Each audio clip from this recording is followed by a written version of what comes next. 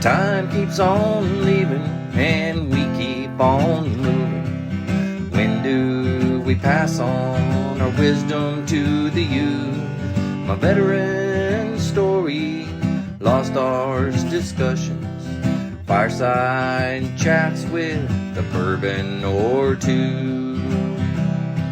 It's time to hear the stories by military veterans. Get yourself ready. It's the Lost Arts Podcast. The Lost Arts with Andrew Cox. Hello, my friends, and welcome back to the Lost Art Podcast. That podcast giving a voice to our veterans. Today, we're going to welcome a Marine veteran, Zach Roberts, to the program for another episode of My Veteran Story. But first, I want to give a shout out to our very first TLA patron. In case you are wondering, a TLA patron is a donor to the podcast to help keep the podcast running at high tempo and getting more and more veteran stories recorded for our friends, families, and servicemen and women. If you want to support the efforts to the podcast, go to the Lost Art Podcast website and click on the patron link. There it will take you in and you can sign up for donating money. And if you do that, you're going to get extra bonuses. You're going to get extra podcasts with sea stories, group discussions, and other military topic discussions throughout there. Again, thanks for your support, and thanks to the very first TLA patron. You are a rock star, and I appreciate your efforts here. All right, with that, Zach, you out there? I'm right here. Awesome. Zach, how you doing? Doing great. How are you? Oh, excellent. I can't complain at all. So I'm excited to have you here. We served together for a short stint back at the Recruit Depot, right? And in the band there. Oh, yeah. Yeah. Was, So I'm excited. I long time ago. want to hear your story and what you've been up to and all that type of stuff. So if you don't mind, let's just start out at the beginning. Like what made you join the Marine Corps, that whole thing, and let's just start going through it. Yeah. So, I mean, it goes all the way back to middle school, right? There was myself and a group of friends, my buddy Jake, Justin, and then our other friend Tyler. So my buddy Jake, his dad, he was a Master Sergeant in the Marine Corps Okay. for a while, and we were in 8th grade, and Jake had come forward and he's like, "Hey, my dad wants to do this like job shadow thing with us," and we basically ended up going over to one of the Marine Corps Reserve bases here in Madison at the time, and we did the ISMIT, we did some PT with them, we got to eat some MREs, look at the armory and everything, and just kind of spend the day with the Marines. And from that day on, I know me for sure, and I think everyone else too, because they all ended up going in. We were pretty much dead set on, okay, we're going to the Marine Corps. Like there's no ifs, ands, or buts about it. And so I started talking to my recruiter, and I think this guy was like crazy or something, because, after you get through all the paperwork and stuff, and, you're in the delayed entry program and everything, you start doing the PT cycles with them and stuff. I specifically remember this 1.5 mile run night. It was like the middle of winter, so it's cold as hell.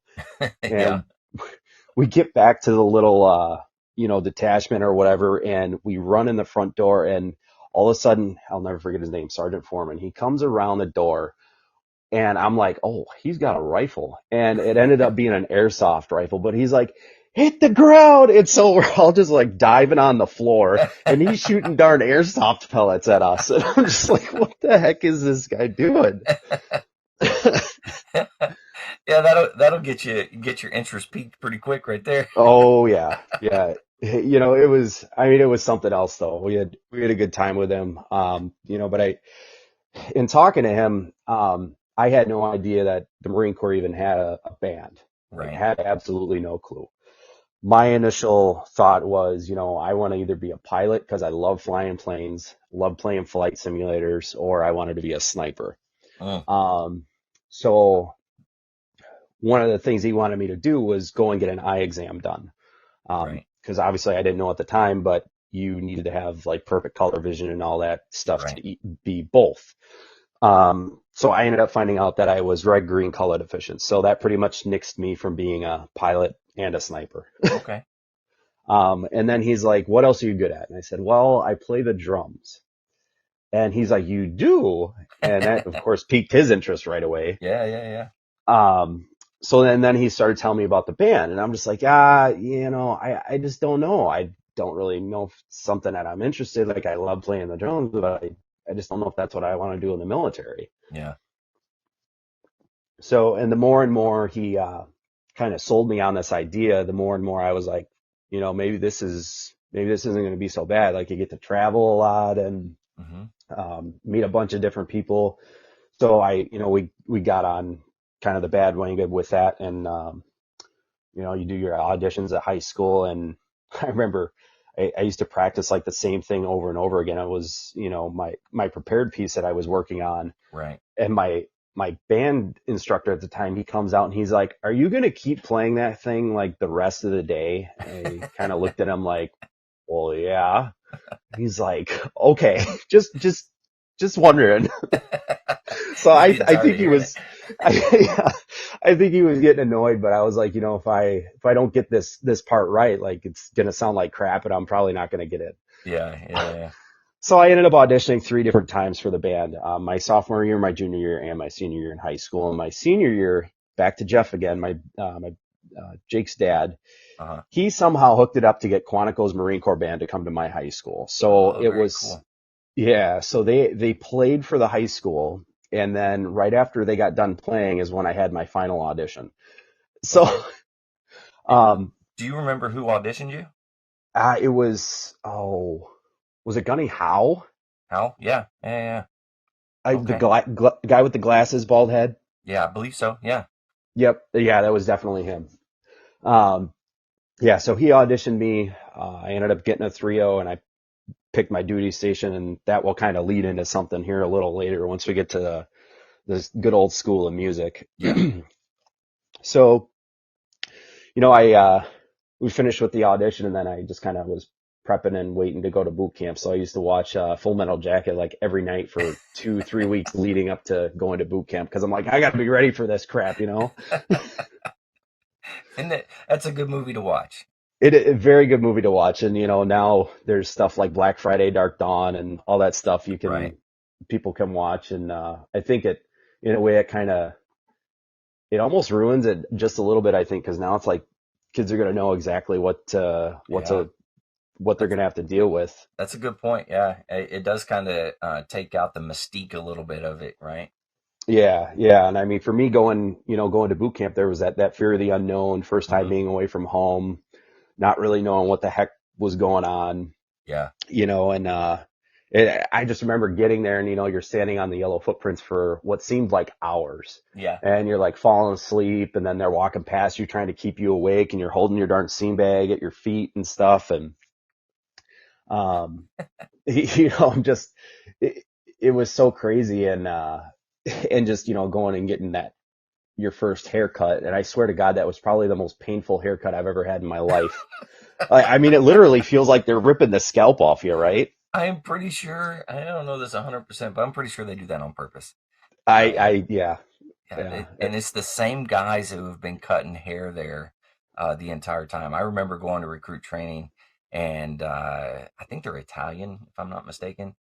yeah, yeah. That sounds right. Yeah, so I go in, and the guy that cut my hair in boot camp, his son was there whenever I came back as a drill instructor. So that Are you family, serious? yeah, that family has been doing the same thing for years and years and years. They must get paid pretty well. I would imagine so. Yeah, they probably get paid by the haircut. So Yeah, if right. that's the case, they're doing really well. Yeah, exactly, exactly.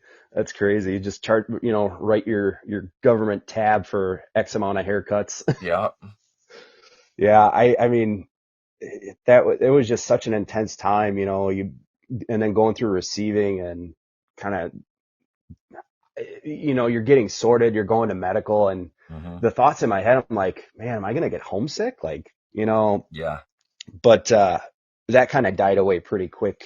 I mean, there was a little bit of that, but that died away pretty quick for me. But my father, when I was growing up, he really wasn't around much. Hmm. And so I didn't really have like a set father figure that I could look up to every day and stuff. So I remember meeting my senior drill instructor for the first time, and his name, it was Gunnery Sergeant Hill at the time. And he's this big, huge black guy, and Yeah. I was just like, yeah, there's no way I'm going to be messing with him. Yeah. And so he was, I mean, as obviously as stern and everything as he was the closest thing to a father figure that I had Yeah. for those 3 months time period, and he influenced me quite a bit. And he would, whenever he'd set us down in that the senior drill instructor circle, what they do, he called it his chill spot. So Oh, whenever that's funny. whenever we were gonna talk to him, he'd be like, set up the chill spot, aye, sir," and he'd grab all the foot lockers, and we did, kind of the horseshoe school circle thing, and then he had to have three. So you'd set up three for him, and then everyone else would, y'all bring your foot lockers around, and you kind of sit there and chill out Yeah. for a little bit. Yeah. And it was really nice kind of having that, because I think that kind of helped, shape me after even boot camp still. But, um, I just remember the mix of people and the stupid things that some people would do, from hiding the peanut butter in the foot lockers. And then the next thing you know, we come back, and somehow, some way, one of the drill instructors found an open foot locker. Oh, and lo and behold, there's peanut butter in the foot locker. And Oh man. That's just like the movie. I know, it's like, you owe me for one jelly donut. And and it's funny because, so what proceeded to happen after that was, there's a meme that floats around the internet about this, but our squad bay, it looked like a nuclear bomb went off because, they're telling us to get two sheets and a blanket, grab our Yeah. foot lockers, dump your foot lockers out, grab all your shoes, throw them in the middle of the squad bay. Okay, now grab your mattresses, throw all those in the middle of the squad bay, and your Oh yeah. racks too. And I'm just like, this is insane. How the hell am I going to find my stuff when all this is done? Well, and something must have happened, because all of a sudden our senior drill instructor came out of the drill instructor hut, and he's like, "Everyone get the fuck outside." And I'm like, oh boy. So we're all run outside, and I think we must have been late to class or something. So we march to the house of knowledge, we go to our class or whatever. And we come back like an hour and a half later. I think it was around that time, whatever. And it was like God came into the squad bay and just like sorted everything out, because all the racks were put back, all the foot lockers were back, Oh all wow. my stuff was like exactly where it should be. And I'm just like, something's not right. Like, Huh. who's playing games with us right now? It almost scared me for a split second, because I was like, this can't be real right now. Like, this Yeah. thing looked like a mess. So I don't know if, like, the drill instructors kind of did something bad that senior was like, you're going to fix this now. But it It was it probably was was. nuts. um, I remember going up to Camp Pendleton, and you kind of get to that second stage of boot camp where you're focusing more on like rifle qual and the Right. hiking and all that stuff. And they always tell you, don't leave your weapon unattended. Well, we were sleeping up in the ghetto, with our tents that were nothing more than poncho liners. And I Right. asked my bunkmate, I was like, "Hey, can you watch my rifle? I really gotta go and make a head call." And it was sometime at night. It had to be like 1, 2 a.m. in the morning. Right. So I get up, I go make my head call. He said he was going to watch my rifle. And I come back, and I was like, "Hey, you got my rifle?" He's like, "Huh?" And he fell asleep again. So he's Right. like, "No, Yeah. I don't have it." I said, "Well, it's not in my sleeping bag. Like, Oh what'd you do with no. it? Are you playing some game on me?" He's like, "No, dude, I really don't have it." I'm like, "Oh shit." So I'm sitting there, and I'm like, frickin' Sergeant Lemus got it. Drill instructor Sergeant Lemus got it. And this, I don't know. I was like his favorite recruit, because he would always mess with me. Right. Um, so I go to him, and I'm like, "Sir, this recruit can't find his rifle."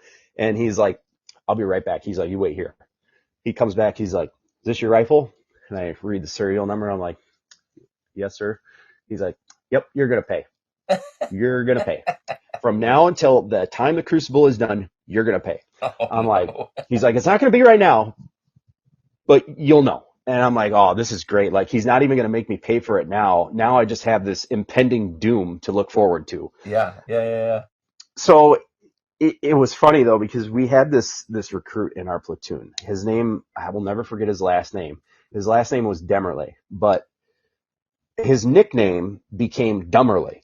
yeah. Oh no. So I don't know what was going on with this guy, but something was a little off. So every time he messed something up and would get PT'd, Sergeant Lemus would come and find me, and he'd be like, "Hey, your battle buddy's in the sand. You might want to join him." So from then on, I became known as Recruit Dummerly's his battle buddy in the Nice, IT pit.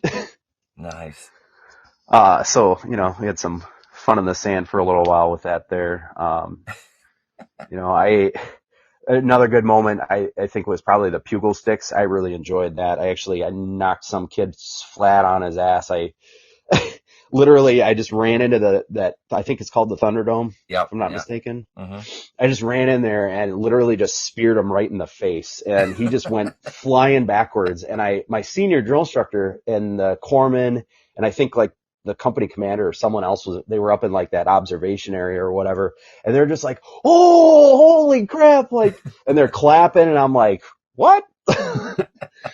So we did good, I guess, for that event, because we ended up getting phone calls home that night, which obviously I'm sure Oh, nice. that's pretty much few and far between for that to happen. Oh yeah. I gotta ask though, is it true they can use cell phones now? Oh no, not that Oh, I'm aware of. okay, I didn't think so, but I've been No. hearing some rumors about that. So I would venture to say no. Haven't been on the streets in a while, so I don't know 100%. But I can't imagine that they're using cell phones at all, because they take all your personal effects, put them yeah, in that yeah, box, right, and then you get it back like after when you're done. I got you. Yeah, yeah, I didn't think so. You hear stuff and you're like, I don't think that's true. Maybe other branches, but not the Marine Corps. It No, just doesn't sound I right. do know that I believe it's the Army and the Air Force. They get to keep their cell phones and are able to make phone. Now they give them time to do that as well. Uh, So but each service has their own little thing going on. yeah, my form of a cell phone was staying up after lights out and hiding writing gear in my pillow. Yeah, yeah. Used to write letters With a home. moonbeam right in your. Not even. I had just enough light from just kind of the ambient lighting coming from like the airport and all the lights Mm, outside, just enough to be able to see. right. Yeah, yeah. So yeah, there was no moonbeaming, but I definitely used to shove a couple pieces of paper and a pen in my pillow. Hmm. Um, and then after lights was out, I'd pull them out and kind of sneak writing letters. Yeah, yeah, yeah, yeah. All the So little things you figure out so you don't get caught. Right. yeah, exactly. Yeah, I I don't know if I've ever, like when we were doing like you go and you do the PT cycles and stuff. Hmm. I don't think I've ever had a colder shower in my life than after doing PT in boot camp. I don't know if, and maybe you can tell me, but I remember getting back after one session. I think we must have done like the L course or something. Hmm. And they're like, strip down and y'all are going to take showers. And it was still first phase. Yeah. So, we strip down, they take us over to the shower, and they've got every single shower head turned on. And I'm Hmm. thinking like, oh, we're going to get like 5-10 minutes, take a warm shower, Wagon wheel. And that is exactly what happened. Yeah, yeah, yeah. Single file wagon wheel under every shower head. And the part that I think was done on purpose, it's like one shower head's like extremely freaking hot. Yeah. The next one is like below zero cold. And they alternated that like throughout the whole thing. And I'm just like, they got to be doing this on purpose. This is crazy. Like I am freezing.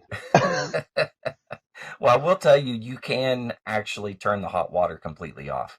And that's what we used to do when we would do the wagon wheel. We'll turn the hot water off, leave the cold water on, and then they'd go through, and it would help make them go through a little faster. So I figured something was up with that. yeah, That's interesting. good times. Yeah, very, very good. Um, yeah, and I remember, and this will kind of lead into something, after I got out of the military too, because I actually ended up running into this guy. So at the time it was drill instructor Sergeant Green, Hmm. and he was this little short black guy, and I mean, I was so glad he was responsible for a different platoon. Yeah. Um, because I swear every time our platoon would see him, he was always ITing somebody. It didn't matter if it was in his own platoon or someone else's platoon. He was like always ITing somebody. I was like, I never want to meet this guy. I don't even want him to come close to me. I don't want to see him. I don't want to talk to him. I don't want anything to do with him. Yeah. And yeah, it was just funny because he had a very distinct voice, and I mean, you know how the kind of like the drill instructor's voices get and everything, Hmm. but he had a very definitive voice, and I actually ended up running into him here. Oh, I want to say it was probably like 2 or 3 years ago, Hmm. and it was at one of the Marine Corps balls here in Wisconsin, Oh, and nice. he was a gunny, a little bit bigger Yeah. now than then. But the only reason I recognized him was because of his voice. And then I had to obviously stop him and start asking him questions. And lo and behold, it was the same. It was, now Gunner Sergeant Green, but he was like, that was me. We spent like the next 3 hours drinking and just, BSing and laughing. It was something else. That's awesome. But, and I think that it just goes to show, and that's one of those times when you realize just how small the Marine Corps is. And you look back on boot camp and it's like that was a very, very short amount of time. Yep. And, it doesn't matter if they were a drill instructor then, like, once you become a Marine, you're a Marine, you're a part of that brotherhood. Yep. And that camaraderie is something that just never dies. Absolutely. And that just continues even after you get out. Yeah. I'll tell you that, like you were saying before, how you didn't really have that father figure and stuff like that, and your senior became kind of that father figure for you a little bit. There people come from all walks of life that join the military, and they, maybe they didn't have blood family, maybe they were adopted or whatever, and the Marine Corps or whatever branch of service you're in, those individuals become family, right? And Hmm. so Very it much just so. goes to show that years and years later, right? You're talking to one of the drill instructors, and it was like no time passed. Same thing with me and you. No time has passed. There is that brotherhood, right, of Yeah. just being together or whatever in the military. Yeah. It's just insane. And, I mean, I can try and laugh and joke and, say little like jokes like only like people in the Marine Corps or the Army or the Navy or just being in the military in general would understand. You try and tell civilians that stuff or talk to them about it, Very and true. they just kind of give you this blank stare like they have like you're stupid or something. And it's like, Yes. and it almost makes you feel kind of bad because you're like, I mean, it's like this was part of my life, and they don't even care. Yeah. Yeah. And they You just know, don't get it. A lot of them just don't no, get it. So no, they literally don't. And it's just they look at you like a deer in headlights, and you're hmm. like, wow, like okay, now I kind of feel a little stupid, but Well, just know we're there with you, so you can laugh at yourself. Because yeah, if we were there, we'd all be laughing with you. So right, yeah, exactly. Yeah, so I mean, yeah, my overall, I'd say my boot camp experience it was very good. I would actually say I'd go and do it again. I mean, oh you wow. know, it gets you into shape. You learn a lot, and you Hmm. learn a lot about yourself, and getting Very pushed true. to literally the extreme to where your body can't go anymore. I Yeah. mean, and then you still find some way to keep going. I mean, that the Crucible and the Reaper hike, it's no joke. I remember hiking to the Reaper.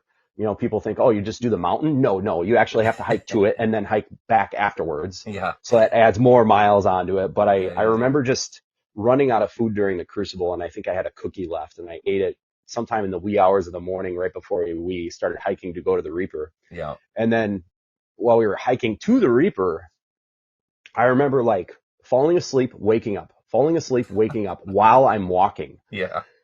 and I'm just like somehow managed to stay in line with everybody. And then I just remember I had to go to the bathroom really bad. Like I had to take a wicked piss. Yeah. And, you do the whole, district requests permission to make a head call, and they tell you no. And it's like, Yeah. district requests permission to make an emergency head call. They're still like, no. So I'm like, you know what? Screw it. I gotta go. I'm going. So I started pissing, and I went right in my camis. Got down into my boots, and I'm just like, Oh, I don't even care right now. And Sergeant Lemus comes around. He's like, Roberts, what the hell are you doing? This recruit's going to the bathroom, sir. And you gotta be joking me. And he just ran away. He didn't even say a thing. oh, that's funny. But I was like, I gotta go. I'm going.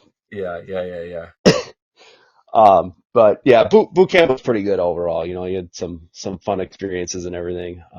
You always got You good know, stories coming out of boot camp for sure. yeah, yeah. MCT wasn't too bad either. I don't know. I was a couple weeks delayed getting there and stuff.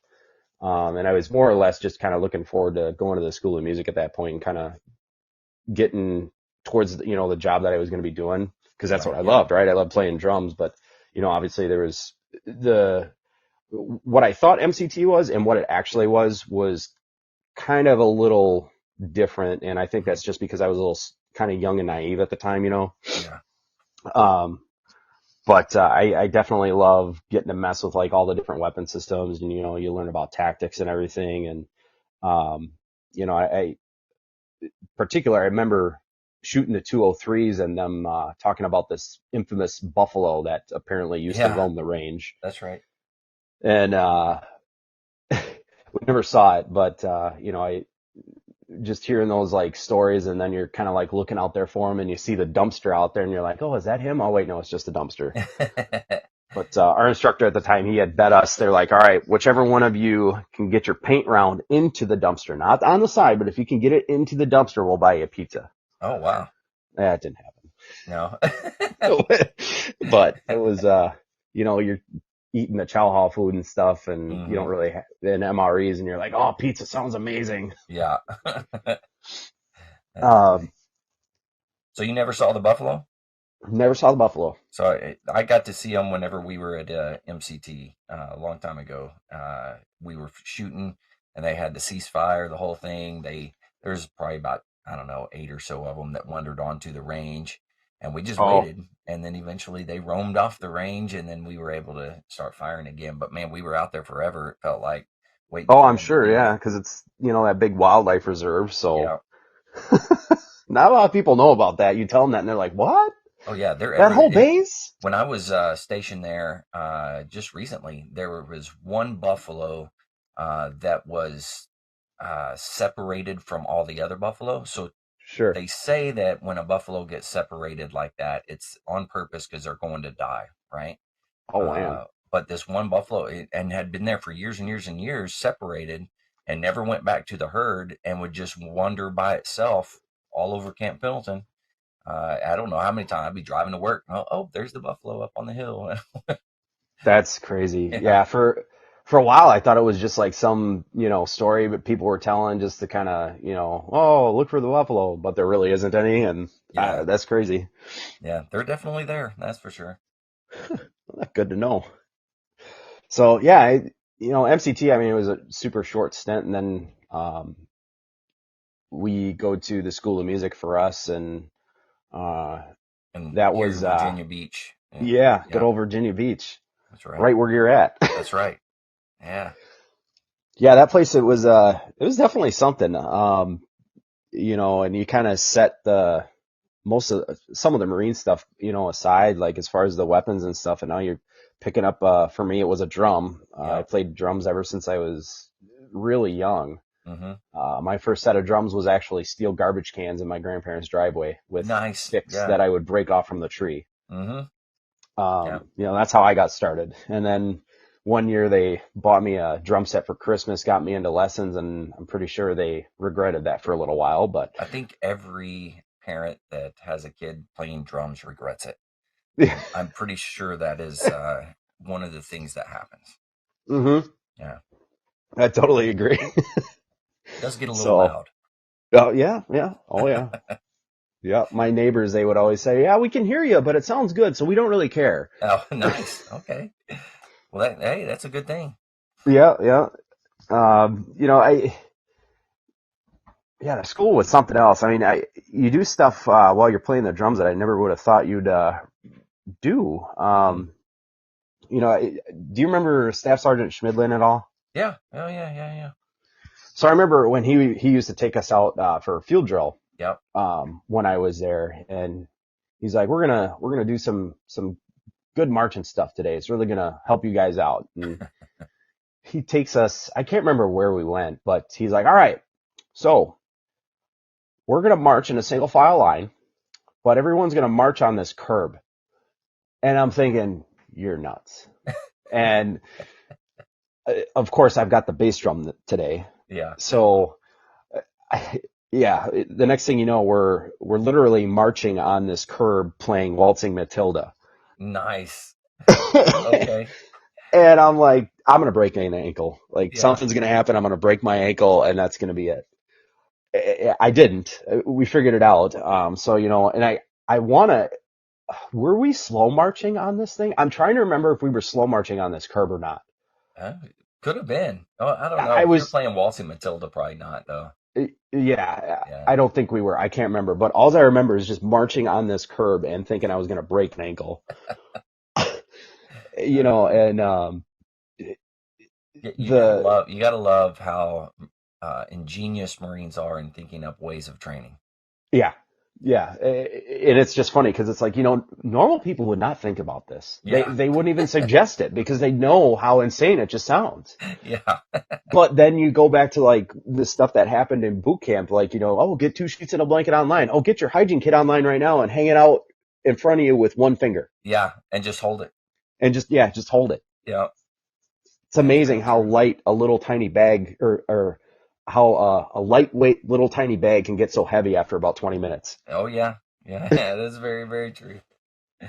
Uh, Um, yeah, but school music was fun. I mean, you know, it really kind of tunes you into your instrument a lot more than you ever would have thought. I mean, every yeah. morning, you know, you're in those practice rooms practicing, and I remember just being so tired, especially, you know, waking up at like 4 or 5 in the morning, going to Hmm. PT, and then coming back, taking a shower or whatever, going to the school, and then sitting in a practice room until you have like your first rehearsal of the day or whatever. Yeah. And I just remember like falling asleep trying to play the drum kit. And I remember waking up one time, my headphones were still on, and my head is literally like on the low top. Oh, that's funny. I mean, that probably happened a few times, not just more than once, but I mean, you know, you make it work and you kind of Yeah. just keep Yeah. going. And, um, you know, it's just, I was amazed at how good and how much better some of the people were at School of Music than I was. And I'm like, man, I got a 3.0 on my high school audition. Like, and now I feel like I suck. Yeah, yeah, that's pretty normal. Just about every student that shows up here um, is like that. They come in and they're like, "Oh yeah, I'm awesome," and then they play for the first time or whatever in front of an instructor and does not go well. Yeah. And they're like, "Oh my God, I'm the worst thing ever," you know. Yeah. And it's not necessarily that. You spend a lot of time off your horn and off your instrument, and then coming in and you're nervous because you got Marines in front of you and you just were indoctrinated in boot camp about, senior Marines and stuff. It's definitely a challenge. Yeah.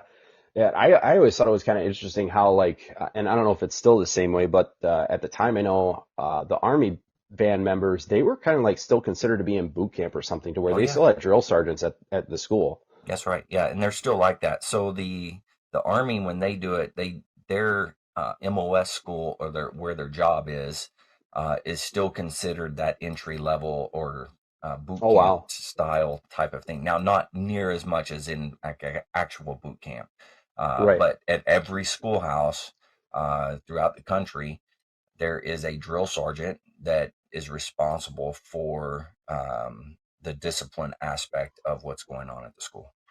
I gotcha. I gotcha. Yeah, because I remember you know, we'd always look at them and be like, they're still in boot camp. Like, we're out. Like, Yeah, this is awesome, you know, and you watch them kind of get IT'd by their drill sergeants and everything. And then yeah. there was this one guy, his name was Harris. Somehow, some way, he found a Smokey Bear. I Oh don't no. know where he got it from, but he had one. So, when we weren't at the school and kind of in our off time in the evenings, we used to like run around the barracks talking like drill instructors. And then there was a handful of us that every now and again we'd go and like IT each other outside, Yeah. and some of the people from the Army detachment would be walking by like, y'all are nuts. And we're just like, no, we're having a great time. Yeah, it's funny what you think is fun. Oh, yeah. Yeah. That's good stuff. Now, do you remember Yeah. who your instructors were? Oh, so I had, and like we kind of talked about before, I know senior enlisted it was Master Guns Farquhar at the Yeah. time. I think Chief Warrant Officer 5 Jacob, yeah, he Hmm. was the CWO. Staff Sergeant Schmidlin was in the detachment, and then there was another sergeant, and I can't remember his name. Okay. I know Master Guns Farquhar's wife was Hmm. my teacher for was it theory or ear training? Theory I and ear think it was training, ear probably. training. Yeah. And then I had Staff Sergeant Sullivan for theory, Okay. Yeah. I think. Clarinet player, Sullivan. Yeah, Okay. Staff Sergeant Ariano's wife Oh, okay. Flute. at the Flute. time. Yeah, yeah, yeah. I got you. Yeah. Yeah. So it was Lacey and Got you. she was there, and then she actually, I think when I was leaving the school, she's like, "Oh, hey, I'm probably going to see you because I'm coming to Yeah. MBSD or something." Yeah, So, and yeah. then obviously we became really good friends and everything. So, um, so I had her, and then I had Sergeant, was it? I think Sergeant Habib was one of my percussion instructors, and Hmm. then Chief Kuroshitz was kind Hmm. of whoever I went to for the auditions. Got you. Yeah. I took lessons from Habib whenever I was going through the uh well ceremonial conductor drum major course. I had to think of what it was called back then. But Okay. I took lessons from him when I went through. Okay.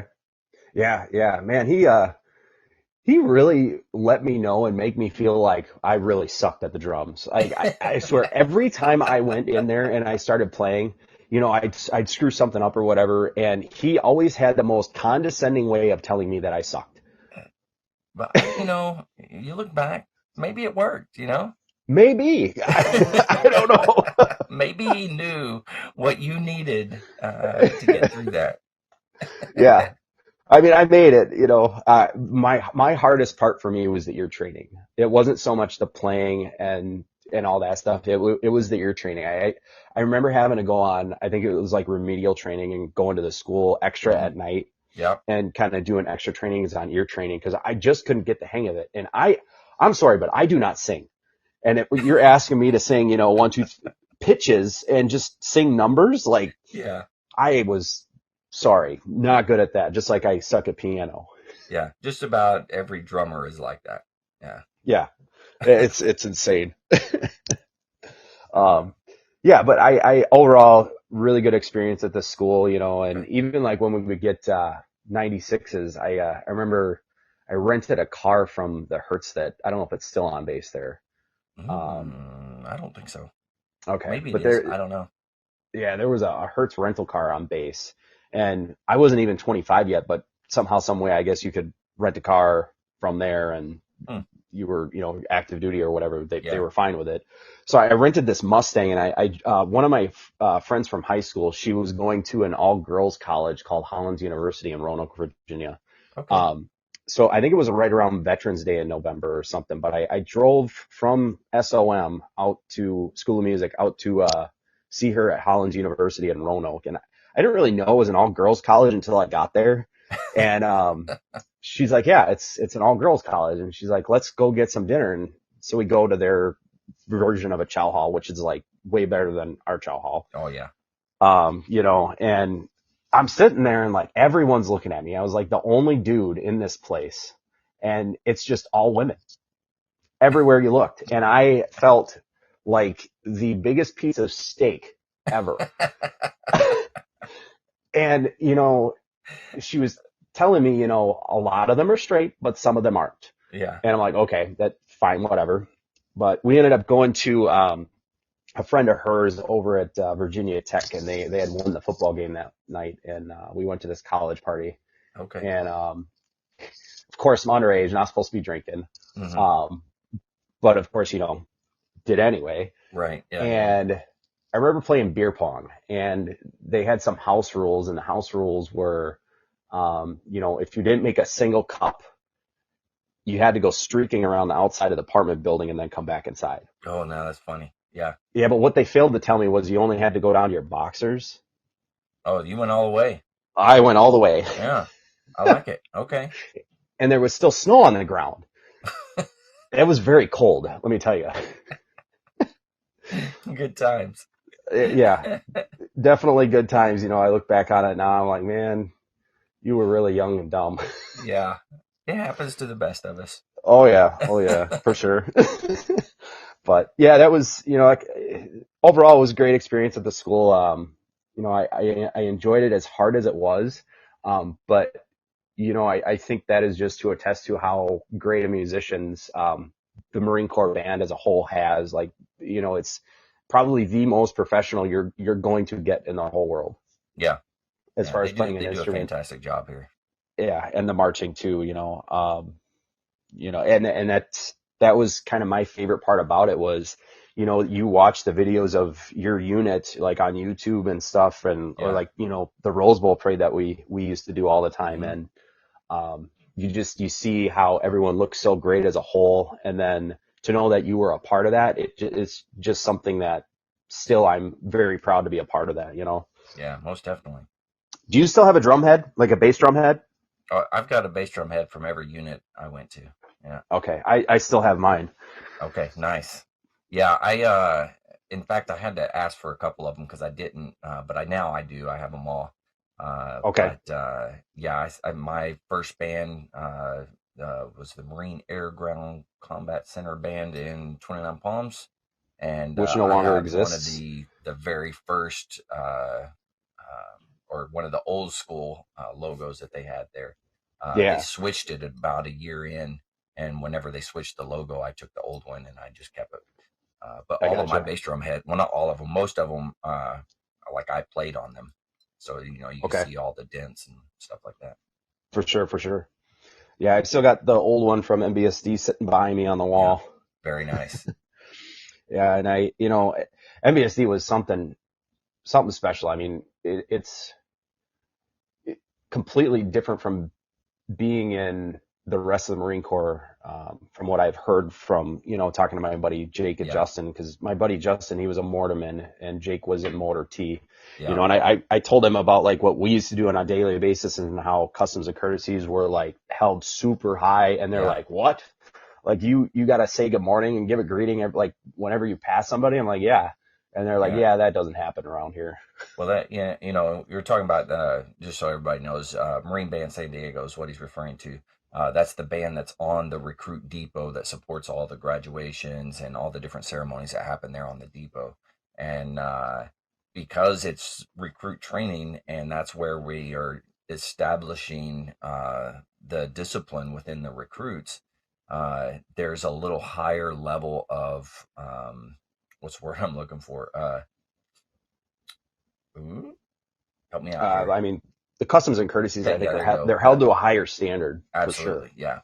So, and which is, it's a good thing, but it's definitely not exactly the same. Not that there's not customs and courtesies when you go out into the other areas in the fleet. It's just because it's the recruit depot, it's a little bit higher. Right, right. Yeah, I really enjoy my time at the band there. And people, they don't know, and the rest of the Marine Corps really doesn't know, but the band is like kind of one of the Marine Corps' best kept secrets. Like if you want to travel a Oh yeah, lot, play an instrument, and the different groups and types of people that you meet are, between traveling and then meeting all the different people, and then kind of the unique gigs that you do, hmm, getting to be on TV, do the Rose Bowl parade, go to high schools and teach, other people that are, about to graduate high school that, hey, the Marine Corps has a band yeah, and you can be part of this band and, play your instrument as a career. yeah, absolutely, It's just something so unique. And, not a lot of people still today, I think, really know about it and, realize that we have that. And, yeah, all the places that I traveled and stuff, my favorite gigs were definitely the Rose Bowl parade. Mainly because the Badgers, it was like our Wisconsin Badgers team, the college football team. It was Yeah. like their bowl Yeah. um, back then, and I don't think they've been to one now in a while. But that was although that parade was long, 6.2 miles, and Yeah. dress blues, and if it's hot enough, it gets pretty uncomfortable. But that was definitely one of my favorites. Going up to Pleasanton, California, and doing the Scottish Highland Games, and getting to Oh work yeah. with the First Battalion Scots Guard from Scotland. Hmm. Um, you know, you don't often meet unique people like that just in day-to-day life, right? But True. those guys, I got to talk about them for a minute because they're Yeah. Go ahead. crazy. I mean, yeah, I remember being up there, and you kind of you do the day's gigs or whatever, but then afterwards you go back to the hotel, and I remember we had Suite 507. It was for us and them, the Scots Guard, and we'd go Okay. up there afterwards, and it was like everything and anything you wanted to drink was free, and Yeah. drink the whole night away. But I learned very quickly that you know us being from Wisconsin and stuff here, we think we can drink a lot of people under the table. Don't ever try to drink a Scotsman under the table because it just does not work at all. Yeah. Yeah. These guys are nuts. I mean, I remember being up there and I've got, my one beer in my hand, and there's this guy sitting at the bar with two Jack and Cokes and a beer in front of him. And I remember asking, I was like, are all those yours, or is someone sitting next to you? And he's like, nope, they're all mine. And I'm like, you got to be kidding me. Like, Yeah. what size is your liver? Well, all those guys over in that area and Europe and all that type of stuff, it's a little different atmosphere when it comes to what the norm is in drinking. Very So much. it's a little more more social and it happens more often, I think, than we do here in America. Very much so, yeah. And I learned that very quickly. And I actually, I became good friends with one of the guys. His name's Martin, and I'm still good friends with him today. But Nice. the Scots Guard and the Queen's own Royal Marine Band actually came to Rockford, Illinois here back in, I think it was 20, it was either 2016 or 2018. Very cool. So I drove down to see them Hmm. and met up with him again, and it was the same deal. Like I watched them play their gig in the theater. We Hmm. all went out afterwards, and it was the same thing again. Oh Three yeah. drinks for every one person. Yeah, yeah, yeah. Yeah. I met a lot of the guys in the Royal Marines band. Yeah. There's 5 Royal Marine bands, and so every year they do a beating retreat ceremony Hmm. for Hmm. the well, now the king. He was the queen's husband at the time, but so we're invited. I was with Second Marine Division Band. We were invited to go and perform there, and then the Netherlands Royal Marine Band was there as well. Yeah. And me at the time I was a drum major, so they took us out into town at the end. We're like, oh hey, let's go have a drink or whatever. Oh my God, man, they got me so messed up. I mean, it's drink after drink, and I'm like, oh my God. I eventually was able to escape, make it back to my room, get some sleep. But we had rehearsals all day the next day, and we're out there in the sun, and it was hot, and I'm like, oh, this is horrible, horrible. I look over there Yeah. at my fellow drum majors, and what are they doing? They're alternating, going in and out. So they go take a nap and then come up. I'm the only drum major, so I'm up there the whole time. Then we finished that entire day, like 8 hours of rehearsing and stuff. And they're like, okay, well, hey, let's meet up and go out again. And I'm like, go out again? Oh my God. Yeah. So every night was like that, though. They can drink, that's for sure. Yeah, yeah, that is definitely for sure. But yeah, that Pleasanton was by far, I think, probably one of my favorite gigs of all time.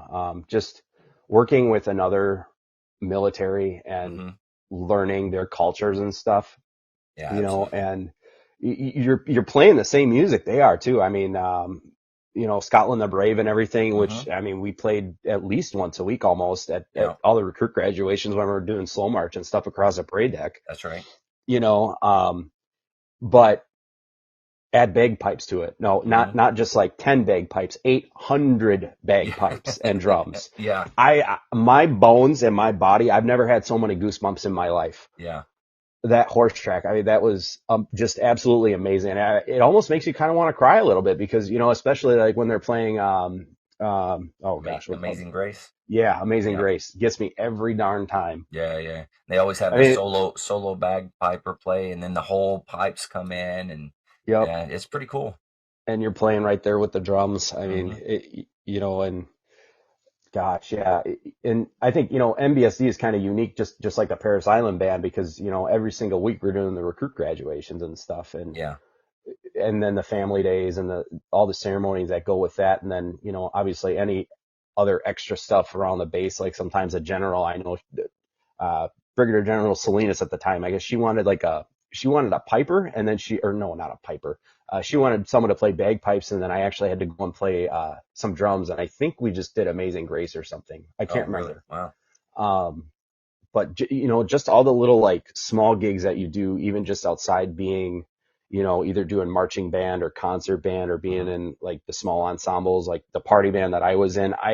That was by far another one of my favorite things was, just getting to break off from the larger unit and then getting to do something kind of unique and that you can have fun with. Oh, yeah. Um, because I'm sure you can attest to this, but when we're on the march and you're doing, that sort of thing, it's very serious, and, Hmm. no one wants any mistakes, even though we always strive for perfection, but Yeah. at the end of the day, we're still human, and still sometimes mistakes happen, but when they happen, you sure know it because you pay for it in the end. Yeah, that's right. What mistakes do you remember? Well, let's see. I remember you Okay. when I first got to MBSD. Uh-huh. The whole band was on leave, and it was just so. Corporal Hall at the time, Jonte Hall, who I became real close with, Yeah. he picked me up from the airport, and I think you were there, and then I think it was Sergeant Wills, and then maybe Staff Sergeant Woods at the time. I think Okay. there was very few people around, but I know you and I went to this gig over on Miramar at the Air Wing, Uh-huh. um, and it was I think it was just me and you, and we were just gonna play a 6/8 cadence because they wanted to march troops, Yeah. and that was it. And I remember being so scared that I was going to jack it up. And I did. I remember this very specifically. I jacked up the 6/8 cadence, and I just started playing, I think, triplets instead of what you were supposed to play with the flams and everything and Right. the accents and everything. And I just remember making the mistake and then staring outside of this giant aircraft hangar, watching these guys and thinking, I'm going to die. I'm gonna die after this. He's gonna kill me. And I remember you did say some stuff, but you didn't like totally chew my butt or anything. But it was Yeah. just like, do you know what you're doing? Do you know the 6/8 cadence? I'm like, yeah. But my first gig at MBSD, and I totally shit the bed. It happens. hmm So it did. Yeah, yeah. That's good stuff. Yeah. But no, those larger gigs that we would do, and aside from the Rose Bowl parade itself, going up there and doing Band Fest, and Yeah. I always thought about it as kind of like a mini version of Drum Corps International, basically, Hmm. and going up there and performing for all those people, and um, and the prep what we would always do for it, Hmm. beforehand and everything. I miss some of that, and it's just when you're at that top tier and that amount of professionalism that you're striving for and that you have, Yeah. um, it's to look back on it now. And I mean, I'm going to be 35 here in February, and I got out when I was 23, and almost over a decade later, it's just to say I was a part of that. I'm proud of it, even though, and I mean, I'm sure you can attest to this too. You run across those people that are in the Marine Corps or that are out of the Marine Corps, and, they'll tell you, oh, you're a pogue, which means Yeah. person other than grunt for those that don't know.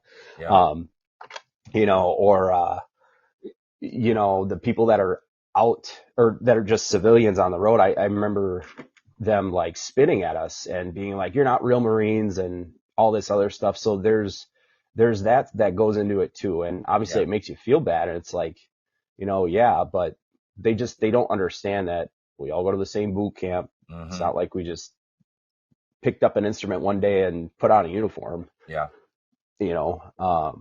But very proud of what I did, even though I didn't deploy it all, you Yeah, know. Um, Someone's got to do it and make the Marine Corps look good. that's right. Yeah, yeah. Uh, you look back on it, and it was always for me like a pride thing, and you go out and you're representing something that's bigger than yourself. You're representing the Marine Corps, and Right. sometimes you're the only Marine that somebody has seen. You go to a small area or you go to different places throughout the U.S. They've never really seen Marines, like maybe one walking or something like that, but you know, having interactions with them that doesn't normally happen. So you're it, and people come to you and say thank you and stuff like that. So as a bandsman, Marine bandsman, you're getting those accolades on behalf of the Marine Corps, Right. and which is that's a very big deal in my opinion. Oh uh yeah, for sure. And I think, I think Marine musicians and, sometimes Marines in general that aren't necessarily in that combat role, they forget about that. And, yeah. they let their feelings get the best of them because they feel bad that they didn't go to Iraq or they didn't go to Afghanistan and stuff like Mhm. that. And to be honest, I would say a lot of the Marines that I have run across that have been there, that I'm, really good friends with and stuff, it's Mhm. like they, they really don't care. Yeah. Yes, you're going to get that 10% in the onesies and twosies that do, but Mhm. for the most part, they don't care. And they're like, wow, that was cool. Like, what was your experience like? Yeah. Because it's something that they're never going to get to experience. Yeah, absolutely. Yeah, and everybody's experience is a little bit different, which is why we're doing these podcasts, right? Yeah, uh yeah. And you I know think it's an amazing thing that you came onto this and are, getting these stories from people because, you know, especially those veterans that I don't know how many you've interviewed, but Vietnam veterans hmm and Yep, got a few of those. Yeah. going way back, they need an outlet to tell those stories, and some people with that have PTSD and everything, hmm sometimes talking about it helps, sometimes it doesn't, but if you're able to talk about it and just not really be judged and just tell your story, I think that's what can truly help them as well. Oh yeah, absolutely. Yeah, I think that's a huge factor, being able to just talk about it. And if I can help in any way and give you a platform to be able to let it out, and then that be there for future generations, other people that maybe are experiencing it as well, and can hear that, hey, there is somebody else out there experiencing it. And then for friends and family, like a lot of times, we don't really sit down and tell our story. We'll tell jokes or funny things that happened or whatever, but you don't really tell the whole story of what you did. Right. So your family doesn't really know the whole thing. So when you can sit down in a platform like this and be able to just from start to finish and tell your whole story, that's a completely different go, and it's huge in my opinion for your friends and your family to kind of get see a glimpse into what you've experienced. Yeah. Yeah, for sure. All right. Well, hey, we're approaching that hour mark here, Zach. So I think what we'll do is maybe we'll take a break here, and then we'll do another podcast because I want to hear what happened to you like after you left the Marine Corps, everything that you accomplished while you were out, and those types of things. But before we actually end this, is there anything you want to say to anybody out there, or anything that you want to leave our listeners with? Did I lose you? Okay, I might have lost him. Can you hear me? Oh, I got you. Okay, did you hear me? Yeah, I Okay. got you. Yeah, I just think, if there's any younger people that are listening that are kind of trying to figure out what direction to go in life and what to do with life, if you're about to get out of high school and you're thinking about the military, um, it is one of the best things I ever did for myself, um, because it shaped the rest of my life completely. And if I hadn't made the decision to go in and I did not, spend my 4 years on active duty, I don't know what else I would have done, and I definitely would never be who I am today. There's no question about that. So if you're having trouble making a decision, and yeah, you probably hear all these rumors about how brutal the Marine Corps is and everything, it's not that bad, and it really is the best decision that you could. Yeah, absolutely. All right. Well, to all the listeners out there, thank you. Thank you for tuning in. If you want to become a patron, please do so. You can go to the website, click on patron, and you can support the podcast here. And with that, stay motivated and change your socks.